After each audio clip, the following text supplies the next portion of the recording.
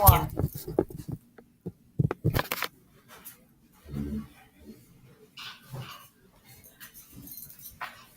Guess who's coming for dinner?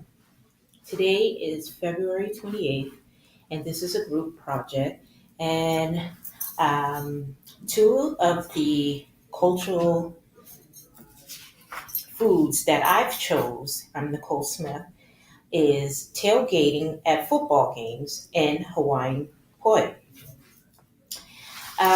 There was a couple of commonalities I found between the two cultural foods.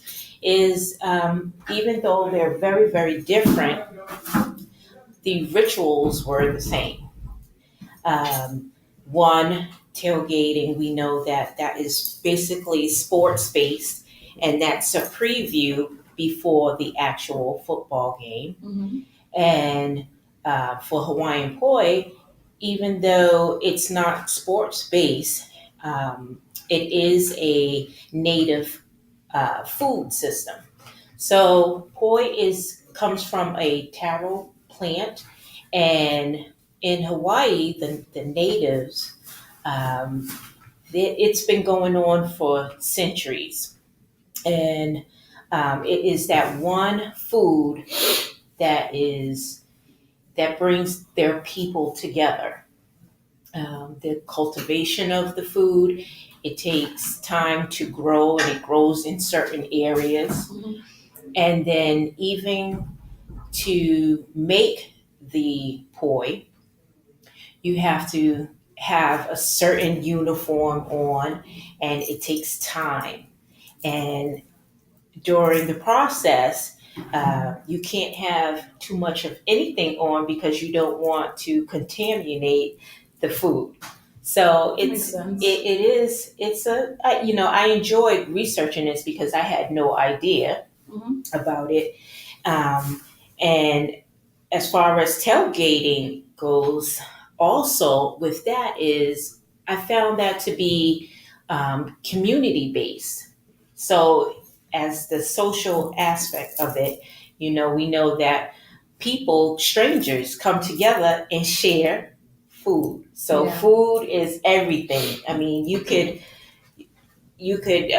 be together and discuss, I don't know, over a hot dog. If you're not a hot dog person, drink some soda, have a beer, relax, talk about your favorite sport. Is really a social aspect, and it's building a community. And that's another commonality with both of the food choices that I chose. Well, my name is Tanji, and I chose to touch upon Japanese rice and Hindu wedding foods. And like yours, for the Japanese rice, it's a big thing of community because in Japan there's not a lot of flat beds. So what they had to do was carve like little little flatbeds into the mountain. And so because the resources of water was very scarce and Yeah. not well rounded, a lot of the community people had to come together to grow enough rice for everybody to eat. So a lot of neighbors would come out and come along and help plant the rice, get it together, and all that other stuff. Uh, and that's basically how like they got along and stuff because the only way that they would survive in Japan is if everybody got along. And so that was like either you get along and make this rice or you don't get along and So it everybody was comes survival. It was basically survival and everything in Japan is based off of rice. They have drinks, sake, it's a rice Which is drink. really good. Yeah. And they everything is based off of rice. Like even some of the words, I think it's called gohan. It's like dinner. What I think it may be lunch, but it's like rice, and then that time of day, I think. Wow. And then during the Hindu wedding, they have rice too, but rice plays more of a more spiritual meaning. So with the rice, they do this thing. It's kind of like a game. They the husband and the wife they throw rice over their heads, and basically whoever throws the most rice is going to be the one who's going to be the person who wears the pants in the relationship. Really? So yeah, That's interesting. Yeah, a lot of the times when they use rice and stuff like that, it's just to show like, who's gonna be the one in charge. Um, but that's basically, the thing with rice. But how they tie together, how rice is very important in both um, backgrounds. So, yeah. Wow. What about you? So my name is Andrea, and I had the opportunity to do research on Clinket potlatch and Pennsylvania Dutch cuisine. And so in the Clinket potlatch, it's a feast practiced by indigenous people in the Pacific, northwest coast of Canada. And so in the Clinket potlatch, the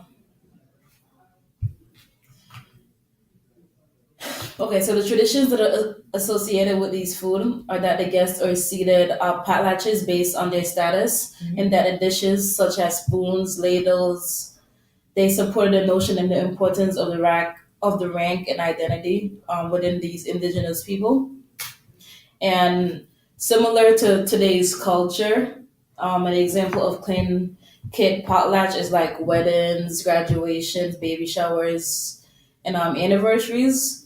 And to me, it shows that the tribes in their society they value their role because they're seated during this potlatch based on their ranks. Wow. And additionally, in the Pennsylvania Dutch cuisine, it's a culture of people who came from Germany and Switzerland in the 17th and 18th century. And some foods that are considered important in this culture are stewed dried apples, cooked pork trimmings mush, and a casserole of shredded cabbage. And the food traditions, they say that the Germany and Switzerland people, where they come from, they take great pride in their work and lifestyle, because while I was doing my research, it seems like many people have different opinions on what the Pennsylvania Dutch cuisine is, but it's like a big misunderstanding because even though that's their idea, it's not really what it's about. If that makes sense. Right, right. So and yeah. So what I'm hearing is one commonality for Hawaiian poi and what you have for the Hindu is spiritual significance. Mhm. And I think that's important because certain foods connect us spiritually. So we don't always, see that. And we don't always know that in certain cultures, they believe that a certain food could, you know, um, be connected with our ancestors. So I think that was great. And you said that the potlatch, Tlingit potlatch, Mhm. how their foods is served as a status, a cultural status. Exactly, a symbolism. Yeah, Hmm. that's incredible right Yeah. there because who would have thought Right. the food that you made would be whatever classification Hmm. of cultural status you're in. So True. yeah, That's a bit. that's interesting. Yeah. Makes you really think about like how food is such an impact on one's culture. Right. Hmm. So when we are here in United States and we don't always tend to hear and also research what other cultures around the world, what the foods truly mean to each culture, each individual groups, and what it symbolizes. And I found this project to be really interesting because I had no idea. Yeah, and also, in addition to what you guys were saying, in the both in both the Clean Kit potlatch and the Pennsylvania Dutch cuisine. Like they both